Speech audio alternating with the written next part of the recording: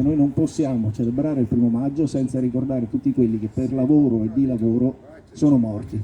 Siamo qui per ricordare quindi Marian e Sergiu, abbiamo portato questo mazzo di fiori per loro, ma anche per tutti gli altri, e di questo vorremmo parlare con i compagni che sono venuti, con i compagni della FIOM, con i compagni dell'SGB Trasporti, con i compagni dei COB a scuola, perché il problema della sicurezza non è soltanto quello degli infortuni a cui pensiamo tutti quando pensiamo agli infortuni, quelli che cadono da un'impalcatura, quelli che come loro restano sotto una colata rovente,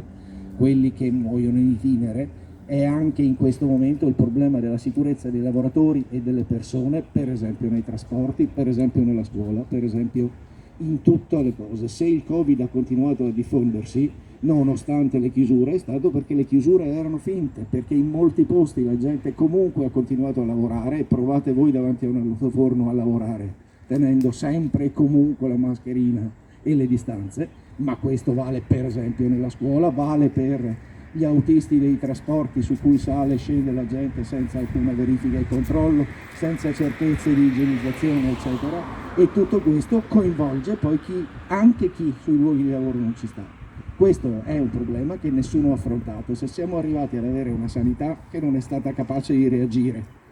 al momento e al problema del Covid, se siamo arrivati ad avere una scuola che non era attrezzata per continuare la sua funzione fondamentale, se siamo arrivati ad avere dei lavoratori che dentro le fabbriche, ieri c'è stato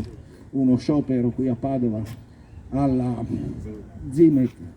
in cui uno dei problemi è anche che c'è un mucchio di contagiati eppure si continua a lavorare senza tenerne conto. Se siamo arrivati a tutto questo è per il primato della necessità di fare soldi, per la salvaguardia del profitto, e per questo si passa non solo sulla pelle dei lavoratori ma sulla pelle di tutte le persone e la gente, perché poi fuori a contagiarsi di Covid o a perdere il padre o a perdere la moglie o a perdere